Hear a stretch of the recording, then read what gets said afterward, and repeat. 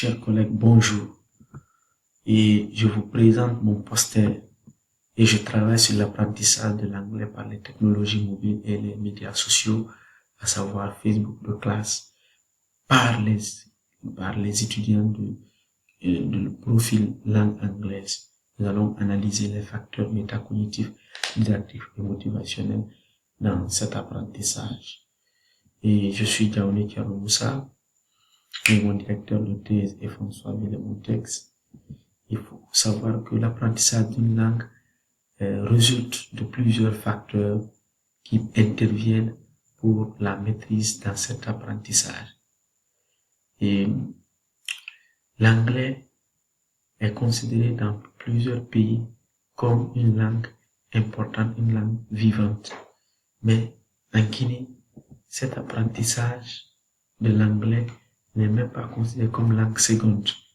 Cependant, son apprentissage pose assez de problèmes tant en Guinée qu'ailleurs.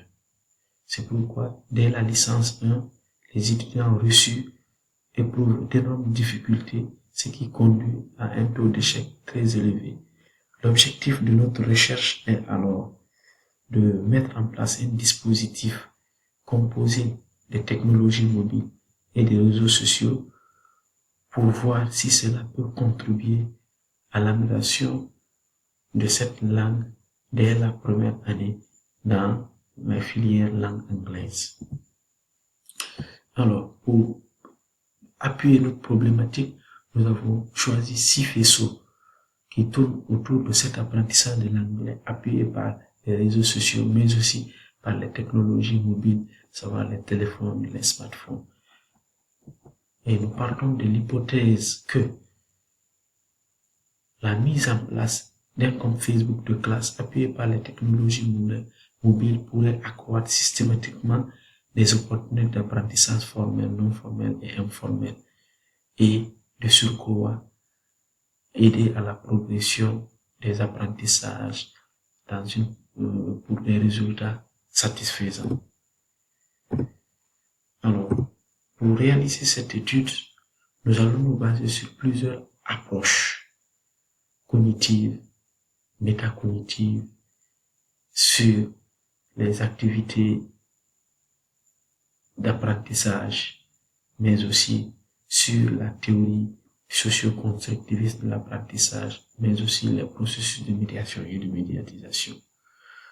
Donc, nous avons ainsi schématisé ces différentes théories partant de la théorie de l'activité, en passant par les théories didactiques, théorie psychologique de l'apprentissage, tout en aboutissant vers la théorie de la connaissance et des communautés virtuelles de pratique.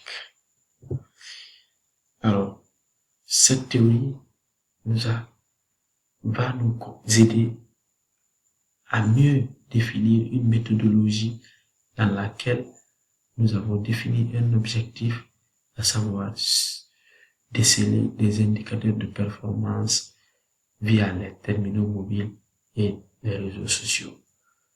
Et notre public est constitué d'étudiants dont l'effectif est de 80. Sur ce, nous avons choisi un échantillon de 53 étudiants réguliers pour voir l'effet de ce que cela fait par rapport à cet apprentissage. Et plusieurs outils ont été définis et expérimentés. Comme résultat, nous avons commencé par l'évaluation du niveau de performance des élèves avant la situation instrumentée, et malheureusement, nous constatons que ces étudiants ont un niveau très bas par rapport à leur apprentissage de l'anglais. Et de surcroît, nous avons aussi testé leurs compétences en oral, mais aussi leurs compétences en écrit. Et lorsque la situation a été instrumentée, nous avons mis en place un compte Facebook de classe appuyé par les technologies mobiles. Et le taux de participation a été de 56% suivant les effectifs réguliers et suivant l'effectif global de la classe.